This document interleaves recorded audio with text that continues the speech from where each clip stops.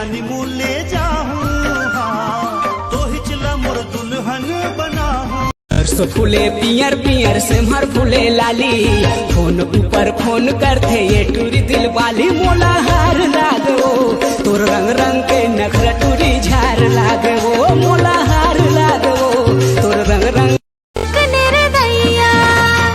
आशिक दिल बीमार है, जब ले तोर संग प्यार है।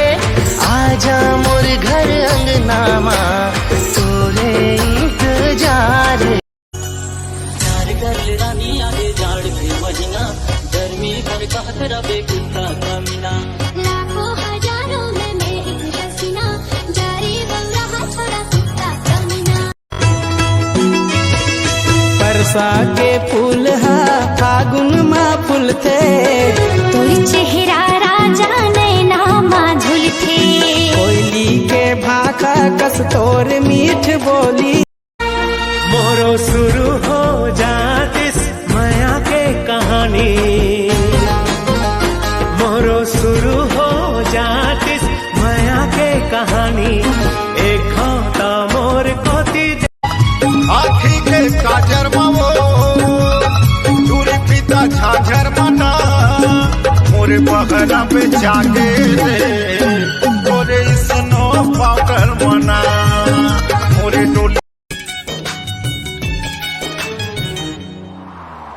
नहीं समझे मोर माया लबैरी, कैसे तोला समझावा वो। तन भीतरी मोरे आगी बरत है कैसे।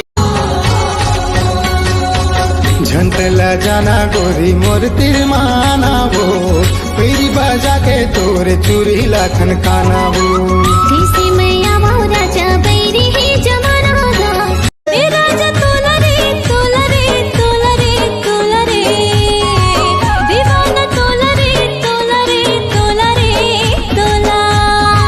ए राजा तोला घर में नहीं पाहो रे,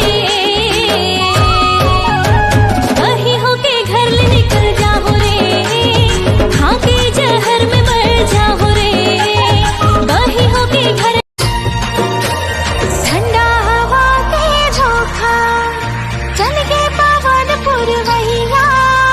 माया माया बड़ लागे बोला, सुन रे आशिक निर्दयया।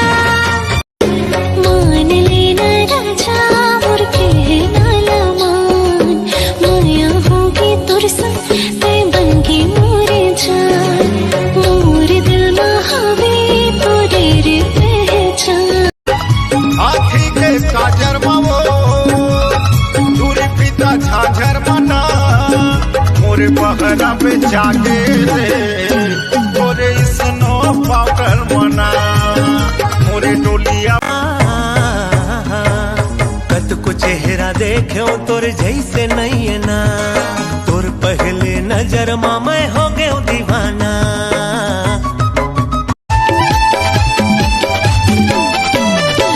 रंगीले बाबा लाल रे टाइम ला बता दे रे। नहीं नहीं कर जन दीवानी रे, आवाज में हिट रे मोर दिल में फिट रे। हो गया हो दीवाना पहली बार, तोला देखी देखी देखी देखी के। राजा नहीं लेवाऊंगा, ले लेते रानी चांद के साथी, रंगते पहिर के जुड़ा लेते छाती। नहीं लेवाऊं राजा